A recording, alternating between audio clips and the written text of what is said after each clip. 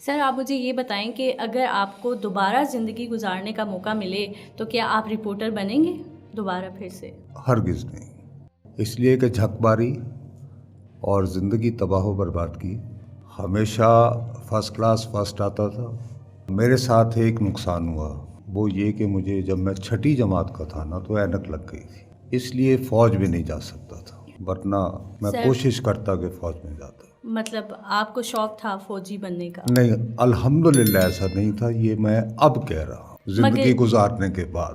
آپ کو ایسا کیوں محسوس ہوتا ہے کہ آپ کو فوجی ہونا چاہیے تھا؟ اس لیے کہ یہ ملک بنا ہی فوج کے لیے، تو اس میں چونکہ اس کے لیے اللہ تعالیٰ نے مجھے فزیکلی ناقابل کر دیا، تو دوسرا میرے لیے بہترین راستہ تھا کہ میں چونکہ فرسٹ کلاس فرسٹ آتا رہا تھا ہمیشہ، تو میں سی ایس پی کے امتحان میں بیٹھتا تو اس میں بھی ٹاپ 10 میں آ جاتا۔ پھر میں بجائے فارن آفس میں جانے کے یا ڈی سی بننے کے، میں کسٹم میں جاتا اور رج کے مال کماتا۔ یہ جو اس کام میں پڑا ہوں سوائے ذلت کے کچھ نہیں ملا۔ سر لیکن آپ نے کیسے سوچا تھا کہ آپ کو صحافت میں آنا چاہیے، صحافی بننا چاہیے؟ وہ اس لیے تھا کہ بدقسمتی سے، میں دوبارہ بدقسمتی لفظ کہہ رہا ہوں، ہمارے گھر 2 اخبار آتے تھے ہر صورت، ایک تھا امروز اخبار اور ایک پاکستان ٹائمز، یہ اس زمانے کے بہت بڑے اخبارات تھے۔ میرے دادا جو ہیں ان کو سیاست کا شغف تھا، وہ سیاست دان نہیں تھے لیکن وہ سیاسی معاملات میں بہت دلچسپی رکھتے تھے، لیکن ان کے ساتھ یہ ہوا، ان کی ڈیتھ جو ہے کوئی 100 سال کی عمر سے زیادہ ہوئی، لیکن ان کی بینائی جو ہے وہ 75 میں جاتی رہی۔ تو میرے اسکول جانے سے پہلے وہ مجھے کہتے تھے کہ یہ مجھے تم سرخیاں پڑھ کے دے دو، تو میں ہیڈ لائنز پڑھتا تھا۔ جیسے ہی میں واپس آتا تھا، دوپہر کا کھانا کھاتے تھے، تو پھر وہ کھانے کے بعد نیند کمپلسری ہوتی تھی کہ یہ ضرور آرام کرو، تو شام میں وہ جب پھر سے پہر عصر کے بعد نماز پڑھ کے وہ کہتے تھے اب لاؤ اخبار، تو مجھے سارا کالمز اور ایڈیٹوریلز یہ وہ پڑھنے تھے۔ اس کا مجھے یہ فائدہ ہوتا تھا کہ میں تلفظ یعنی کہ وہ میرا درست ہو جاتا تھا۔ اس میں ایسے مجھے لگا کہ یار یہ تو کوئی بڑی اچھی چیز ہے کہ میرا دادا جو ہے اتنا ریلیجیسلی موصوف مجھ سے سنتے ہیں، تو شاید یہ کوئی اچھی چیز ہوگی، تو مجھے بھی ہونا چاہیے۔ تو یہ میری بدقسمتی ہوئی، اس وجہ سے میں اس طرف راغب ہوا۔ سر جیسے آپ نے بولا کہ آپ کے دادا کی وجہ سے جو ہے نا آپ کا انٹرسٹ ڈیولپ ہوا تھا، تو جب اس وقت دادا کی وجہ سے نہیں، ان کی بینائی رہنے کی وجہ سے، اگر وہ خود پڑھ رہے ہوتے تو شاید میں اس بدقسمتی سے نہ گزرتا۔ صحیح، لیکن جب اس وقت جب آپ چھوٹے تھے اور آپ وہ سرخیاں پڑھتے تھے تو کیا آپ کا انٹرسٹ اس وقت ہی ڈیولپ ہو گیا تھا یا آپ کو ٹائم لگا تھا؟ اس نہیں، وقت لگا رہا، ظاہر ہے کہ بھائی وہ یہ چونکہ کافی عرصہ زندہ رہے نا، تو میں یہ تقریباً میٹرک تک یہ کرتا رہا۔ اس کے علاوہ یہ ہوتا تھا کہ ہم اندرون شہر کے ہیں لاہور کے، تو موچی دروازہ ہوتا تھا تو وہاں جلسے ہوا کرتے تھے، تو اس زمانے میں جلسے اتنے پھوں پھاں والے نہیں ہوتے تھے جیسے آج کل ہوتے ہیں، جس میں ڈی جی بھی ہوتا ہے اور ڈی جے بھی ہوتا ہے اور فلاں فلاں فلاں۔ تو وہ ایک سٹیج ہوتا تھا، اس پہ کچھ کرسیاں لگی ہوتی تھیں جس پہ لیڈر ٹائپ بیٹھے ہوتے تھے، اور باقی لوگ یعنی کرسیاں بھی نہیں لگتی تھیں ان دنوں جلسے میں، بس وہ کچھ دریاں بچھی ہوتی تھیں اور باقی لوگ کھڑے ہو کر سنا کر۔ لیکن سٹیج کے بائیں طرف ایک بہت بڑی میز ہوتی تھی، اس پہ سفید جو ہے وہ یعنی کپڑا بچھا ہوتا تھا، تو اس کے ارد گرد 8 10 15 لوگ بیٹھے ہوتے اور ان کے بڑے ناز نخرے اٹھا رہے ہوتے تھے جلسے کے منتظمین۔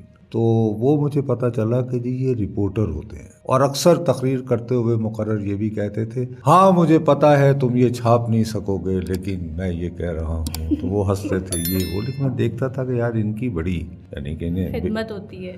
تو اس سے مجھے یہ ہوا کہ یار ایک تو اخبار مزے کی چیز ہے، دوسرا اخبار کے لیے لکھنے والوں کا یار اتنا وہ یعنی لوگ ناز نخرے اٹھاتے ہیں، تو وہ اور بگڑ گیا معاملہ۔ تو سر اس وقت تو بڑے ناز نخرے اٹھائے جاتے تھے، مگر اب جو دور ہے اس وقت جو ہے رپورٹر کو کچھ خاص سمجھا نہیں جاتا۔ نہیں، آج کل تو انہیں بڑے یعنی پیسے ویسے دیے جاتے ہیں اچھے۔ نہیں سر، کہاں دیے جاتے ہیں، رپورٹر کی تو کوئی سبحان ویلیو ہی اللہ، نہیں ہے۔ اب تو لوگوں کے پاس جو ہے وہ تو بڑے شوق سے صحافی بتاتے ہیں کہ یہ میرا اتنا بڑا فارم ہاؤس ہے، کیا بات کر رہی ہیں یہ آپ، کون سے یہ کون سی باتیں کر رہی ہیں آپ، خدا کے لیے نہ کرو۔ یہ کون سے صحافی ہیں؟ نام کیا لینے، لیکن اس وقت جو ہے یعنی ماشاءاللہ اللہ کے فضل و کرم سے ہمیں تو بھائی کبھی عید کے عید تنخواہ ملتی تھی، لیکن آج کل تنخواہ ملے نہ ملے ریاست اکثر مہربان ہو جاتی ہے۔ ہاں وہ لوگ یعنی مشکل میں رہتے ہیں جو ذرا تھوڑی سی حق گوئی وغیرہ کرنا چاہتے ہیں. سر ریاست بھی تو کچھ چند ایک مخصوص جو صحافی یا رپورٹرز ہوتے ہیں انہی پہ تھوڑا وہ ہوتے ہیں کہ تو وہ لوگ اچھا کرتے ہیں جو اپنے فارم ہاؤس بناتے ہیں اور صحافت نہیں کرتے. میں دوبارہ سر مگر آپ ایسا کیوں سمجھتے ہیں؟ میں اس لیے کیونکہ سمجھتا صحافی ہوں کو کہ تو بھائی ان بائسڈ ہونا چاہیے. اور یہ ان بائسڈ نام کی نان سینس جو ہے یہ کہیں بھی نہیں ہوتی. مولانا ظفر علی خان ان بائسڈ تھے, وہ ملک کو آزاد کرانا چاہتے تھے. مولانا محمد علی جوہر ان بائسڈ تھے. سر آپ نہیں, کون سا ان بائسڈ تھا؟ سر آپ حمید نظامی ان بائسڈ تھے. بالکل آپ کی بات بالکل درست ہے, لیکن میرا یہاں پہ یہ سوال ہے کہ جو میڈیا اسٹڈیز کے اسٹوڈنٹس ہوتے ہیں, ہم جیسے جو نیو آئے ہوتے ہیں, ان کو پورے 4 سال یا 2 سال کا جو بھی کورس ہوتا ہے اس میں چند ایک باتیں ہوتی ہیں جو ریپیٹ ہو رہی ہوتی ہیں, اور اس میں ان بائسنس, صحافی کو جو ہے ان بائسڈ ہونا چاہیے بالکل کسی کے. ارے ہمارے بچپن میں ایک گانا بہت مشہور تھا انگریزی کا, a teacher leaves the kid alone. تو جو پڑھایا جاتا ہے وہ سب نان سینس ہوتا ہے, اس کا عملی زندگی سے کوئی تعلق نہیں. تو سر جب آپ کے زمانے میں اگر آپ نے کیا آپ نے صحافت کی ڈگری حاصل کی؟ الحمدللہ میں نے اس سے بالکل پرہیز کیا. میں نے ماسٹرز کیا تھا فلسفی میں, تو میں نے یعنی صحافت پڑھی نہیں ہے. اور اکثر مجھے اپنے کیریئر میں جب کوئی مقام بنا تو مجھے نوکریاں دینے کی بھی یعنی وہ ابھی رہی پوزیشن.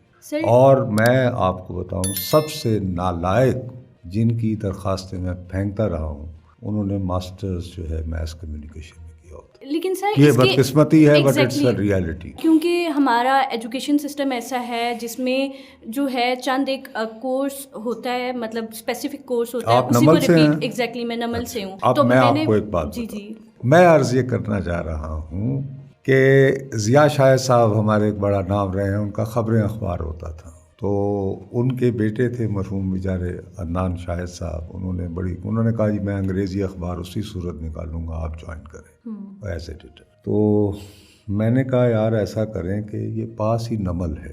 تو میں نے وہاں پہ اشتہار لگوایا باقاعدہ, اور میں نے یہ کہا کہ جو بچہ بھی, ورنہ دیکھیں آپ کو پڑھنے کے بعد کہیں انٹرنشپ کرنا پڑتی ہے نا. میں نے کہا یہاں آ جائے, تو ان کو باقاعدہ لیٹر دیا تھا کہ ان کو میں ہر مہینے 5,000 روپے دلواؤں گا. جتنے بھی لوگ آئے میں نے ان کو کہا کہ یار آپ کسی موضوع پر آپ 500 سے 600 لفظ لکھیں.